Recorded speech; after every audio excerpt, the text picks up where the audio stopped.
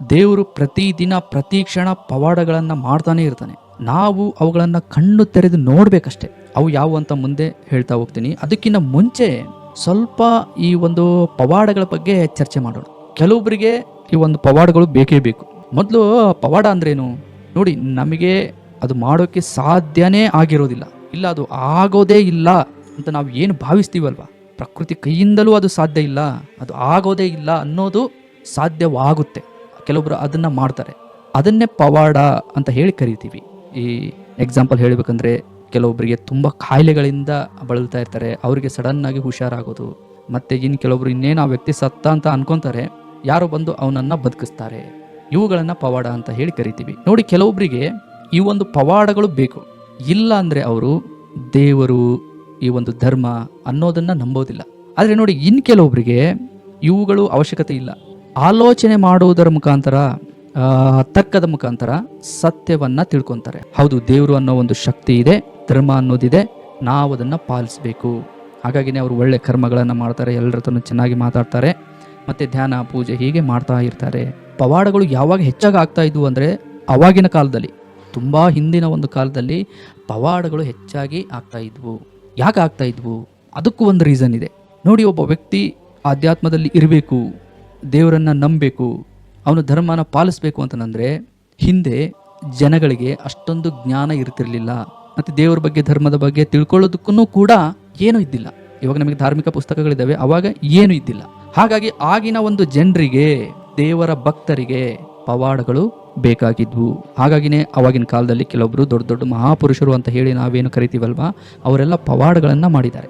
ಸತ್ತೋರನ್ನು ಬದುಕಿಸಿದ್ದಾರೆ, ಮತ್ತು ಅನೇಕ ಕಾಯಿಲೆಗಳನ್ನು ವಾಸಿ ಮಾಡಿದ್ದಾರೆ. ಕಣ್ಣಿಲ್ದವ್ರಿಗೆ ಕಣ್ಣನ್ನು ಬರೆಸಿದ್ದಾರೆ. ಕೆಲವೊಬ್ಬರು ನೀರಿನಲ್ಲಿ ದೀಪ ಹಚ್ಚಿದ್ದಾರೆ. ಇಲ್ಲಿ ಮುಖ್ಯವಾಗಿ ಅರ್ಥ ಮಾಡ್ಕೋಬೇಕಾಗಿರೋದು ಏನು ಅಂತಂದರೆ ನೋಡಿ, ಸುಮಾರು ಜನ ಅನ್ಕೊತಾರೆ ಈ ಪವಾಡಗಳನ್ನು ಮನುಷ್ಯರೇ ಮಾಡಿದ್ರು ಅಂತ.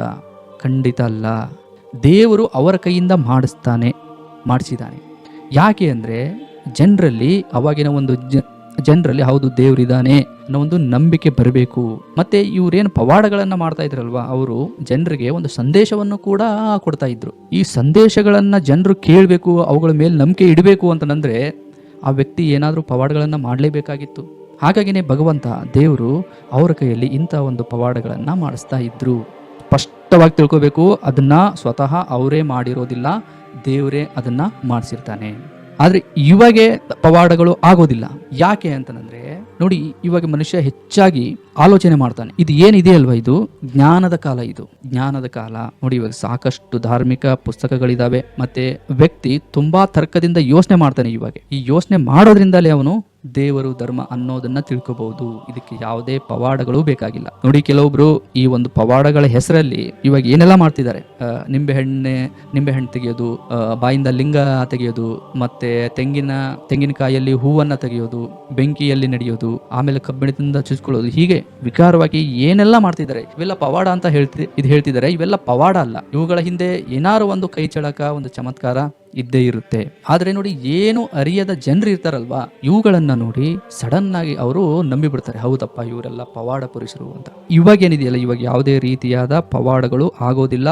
ಅದು ಇವಾಗ ಜನರಿಗೆ ಬೇಕಾಗೂ ಇಲ್ಲ. ಅದು ಯಾಕೆಂದ್ರೆ ಇವಾಗೆಲ್ಲ ಜ್ಞಾನವಂತರು. ಇವಾಗ ಯಾರಿಗೆ ಬುದ್ಧಿ ಇಲ್ಲ ಹೇಳಿ? ಎಲ್ರಿಗೂ ತುಂಬಾನೇ ಬುದ್ಧಿ ಇದೆ, ತುಂಬಾ ಸ್ಪೀಡ್ ಆಗಿ ಯೋಚನೆ ಮಾಡ್ತಾರೆ. ಹಾಗಾಗಿ ಇವಾಗ ಅದು ಬೇಕಾಗಿಲ್ಲ. ನೋಡಿ, ಒಂದು ಯೋಚನೆ ಮಾಡಿ, ಯಾರಾದ್ರೂ ಏನಾದ್ರು ಪವಾಡ ಮಾಡ್ತಾರೆ, ಅದು ಮಾಡ್ತಾರೆ, ಅವರನ್ನ ದೇವರು ಅಂತ ಹೇಳಿ ನೀವು ಭಾವಿಸಿದ್ರೆ, ಅವುಗಳನ್ನು ಮತ್ತೆ ದೇವರು ಪ್ರತಿದಿನ ಪವಾಡಗಳನ್ನು ಮಾಡ್ತಾನೆ ಇರ್ತಾನೆ. ಇವುಗಳನ್ನು ಸ್ವಲ್ಪ ಯೋಚನೆ ಮಾಡಿ.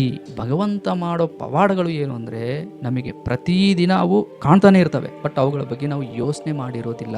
ನೋಡಿ, ಹಗಲು ರಾತ್ರಿ ಇವುಗಳ ಬಗ್ಗೆ ಯಾವತ್ತಾದ್ರೂ ಯೋಚನೆ ಮಾಡಿದೀರಾ? ನಾವೆಲ್ಲ ಯೋಚನೆ ಮಾಡ್ಬೇಕು ಇದ್ರ ಬಗ್ಗೆ. ಇವತ್ತು ಹಗಲು ಇಲ್ಲ ಅಂತಂದ್ರೆ ನಾವು ಕೆಲಸ ಮಾಡೋಕ್ ಆಗೋದಿಲ್ಲ, ನಾವು ಆಕ್ಟಿವ್ ಆಗಿ ಇರೋದಿಲ್ಲ.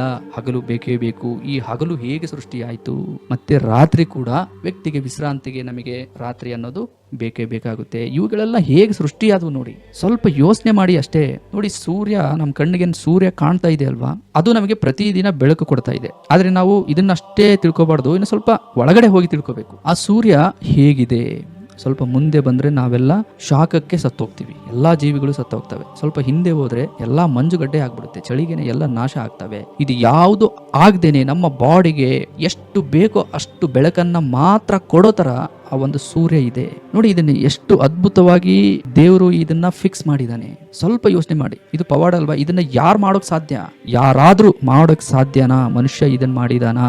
ನೋಡಿ, ನಾವು ವಾಸ ಮಾಡ್ತಿರೋ ಭೂಮಿ ಬಗ್ಗೆ ಒಂದ್ ಸ್ವಲ್ಪ ಯೋಚನೆ ಮಾಡಿ. ಭೂಮಿ ಒಣಗಿರುತ್ತೆ, ಮಳೆ ಬಂತು ಅಂದ್ರೆ ಒಣಗಿರೋ ಭೂಮಿಗೆ ಜೀವ ಬರುತ್ತೆ, ಅದರಿಂದ ಬೆಳೆಗಳು ಬರ್ತವೆ. ಆ ಬೆಳೆಗಳನ್ನ ಈ ಒಂದು ಪ್ರಕೃತಿಯಲ್ಲಿರುವ ಪ್ರಾಣಿ ಪಕ್ಷಿಗಳು, ನಾವು ನೀವು ತಿಂದು ಬದುಕ್ತಾ ಇದ್ದೀವಿ. ಈ ಒಂದು ಸಿಸ್ಟಮ್ ನೋಡಿ, ಆ ಒಂದು ಒಣಗಿದ ನೆಲದಲ್ಲಿ ಆ ಒಂದು ಗಿಡ ಮರಗಳು ಬರ್ತಾವಲ್ವಾ, ಇದು ಒಂದು ಪವಾಡ ಅಲ್ವಾ? ನೋಡಿ, ಒಂದು ಸಣ್ಣ ಬೀಜ ಅಷ್ಟೇ, ಒಂದು ಆಲದ ಮರ ಎಷ್ಟು ದೊಡ್ಡದಿರುತ್ತೆ, ಅದು ಹುಟ್ಟಿರೋದು ಸಣ್ಣ ಬೀಜದಿಂದ ಅದನ್ನ ಭಗವಂತ ದೇವರು ಸೃಷ್ಟಿ ಮಾಡಿದಾನೆ. ಇದು ಪವಾಡ ಅಲ್ವಾ? ಸ್ವಲ್ಪ ಯೋಚನೆ ಮಾಡಿ. ಇವಾಗ ನೋಡಿ, ಸಮಾಜದಲ್ಲಿ ನಾವು ಸೋಷಿಯಲ್ ಮೀಡಿಯಾದಲ್ಲಿ ನೋಡ್ತಾನೆ ಇರ್ತೀವಿ, ಅವ್ರು ಹಂಗ್ ಮಾಡಿದ್ರು, ಹಿಂಗ್ ಮಾಡಿದ್ರು, ಮೈ ಮೇಲೆ ಅದ್ ಹಾಕೊಂಡ್ರು, ಇದು ಹಾಕೊಂಡ್ರು, ತೆಂಗಿನಕಾಯಿ ತಗೊಂಡು ತಲೆ ಮೇಲೆ ಹೊಡ್ಕೊಂಡ್ರು, ಅವೆಲ್ಲ ಪವಾಡ ಅಂತ ಹೇಳಿ ಕೆಲವೊಬ್ರು ಆಶ್ಚರ್ಯ ಪಡ್ತಾರೆ. ಇವುಗಳ ಮುಂದೆ ಅವೇನು ಪವಾಡನ? ಅವರನ್ನೆಲ್ಲ ದೇವರು ಅಂತ ಹೇಳಿ ಭಾವಿಸೋದು ಸರಿನಾ? ಅವರು ಕೇವಲ ಮನುಷ್ಯರು ಮಾತ್ರ. ಈಗ ವಿಷಯಕ್ಕೆ ಬಂದ್ರೆ ನೋಡಿ, ಮತ್ತೆ ನಮ್ಮ ಬಗ್ಗೆ ನಾವು ಯೋಚನೆ ಮಾಡಿದ್ರೆ, ನಮ್ಮ ಅಸ್ತಿತ್ವ ಮುಂಚೆ ಎಲ್ಲಿತ್ತು? ನಾವೇನಾರು ಇದ್ವಾ? ನಾವು ಎಲ್ಲಿದ್ವಿ? ಸ್ವಲ್ಪ ಯೋಚನೆ ಮಾಡ್ಬೇಕಲ್ವಾ? ನಮ್ದು ಅಸ್ತಿತ್ವನೇ ಇದ್ದಿಲ್ಲ. ನಮ್ಮನ್ನ ತಾಯಿ ಹೊಟ್ಟೆಯಲ್ಲಿ ಇರಿಸಿ ನಮಗೆ ದೇಹವನ್ನ ಸೃಷ್ಟಿ ಮಾಡಿ ನಮಗೆ ಒಂದು ಜೀವವನ್ನು ಕೊಟ್ಟು ಭೂಮಿಗೆ ತರ್ತಾನೆ ದೇವರು.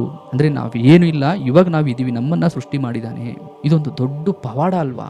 ಯೋಚನೆ ಮಾಡಿ ಹೆಂಗೆ. ಮತ್ತೆ ನೋಡಿ, ನಮ್ಮ ಒಂದು ಹಾರ್ಟ್ ಬೀಟ್, ನಮ್ಮ ಒಂದು ಹೃದಯ ಇದೆ ಅಲ್ವಾ, ಅದ್ರ ಬಗ್ಗೆ ಯೋಚನೆ ಮಾಡಿದ್ರೆ ಅದಕ್ಕೆ ನಾವು ಹೇಳೋದಿಲ್ಲ, ಯಾರಾದ್ರೂ ಅದಕ್ಕೆ ಕೈ ಹಾಕಿ ಫಿಕ್ಸ್ ಮಾಡಿಲ್ಲ, ನೀ ಇದೇ ರೀತಿಯಲ್ಲಿ ಹೊಡಿಬೇಕು, ಇದೇ ಟೈಮ್ಗೆ ಇಷ್ಟಕ್ಕೆ ನೀನು ಬಡಿತಾ ಇರಬೇಕು ಅಂತ ಯಾರು ಹೇಳಿಲ್ಲ. ಆದ್ರೂ ಅದು ಸತತವಾಗಿ ಬಡಿತಾನೇ ಇರುತ್ತೆ. ಇದನ್ನ ಯಾರು ರೆಡಿ ಮಾಡಿದ್ರು?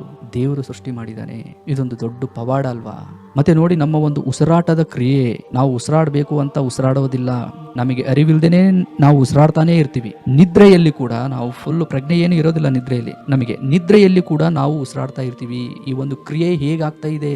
ಇದೊಂದು ದೊಡ್ಡ ಪವಾಡ ಅಲ್ವಾ? ನೋಡಿ, ಯೋಚನೆ ಮಾಡಿ ಒಂದ್ ಸ್ವಲ್ಪ, ಇವುಗಳ ಬಗ್ಗೆ ಕೂತ್ಕೊಂಡು ಆರಾಮಾಗಿ ಯೋಚನೆ ಮಾಡಿ. ಪ್ರಕೃತಿಯನ್ನ ನೋಡಿದ್ರೆ ಭಗವಂತನ ಪವಾಡಗಳು ಪ್ರತಿದಿನ ಪ್ರತಿ ಕ್ಷಣ ನಮಗೆ ಕಾಣಿಸ್ತಾನೆ ಇರ್ತವೆ. ನಾವು ಅವುಗಳನ್ನ ನೋಡ್ಬೇಕಷ್ಟೇ. ಇವುಗಳನ್ನ ನೋಡಿದಾಗ ನಮಗೊಂದು ಸ್ಪಷ್ಟವಾಗಿ ಗೊತ್ತಾಗುತ್ತೆ, ದೇವರ ಸಮಾನ ಈ ಭೂಮಿ ಮೇಲೆ ಯಾರು ಇಲ್ಲ.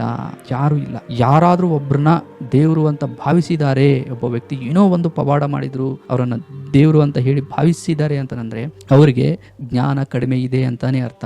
ಅವ್ರು ಇನ್ನೂ ತಿಳ್ಕೊಳ್ಳೋದು ತುಂಬಾನೇ ಇದೆ ಅಂತ ಅರ್ಥ. ಅವ್ರು ಇನ್ನೂ ಸ್ಟೆಪ್ ಮುಂದೆ ಹೋಗ್ಬೇಕು. ಎಲ್ಲಿದ್ದಾರೋ ಅಲ್ಲಿಗೆ ಸ್ಟಕ್ ಆಗ್ಬಾರ್ದು.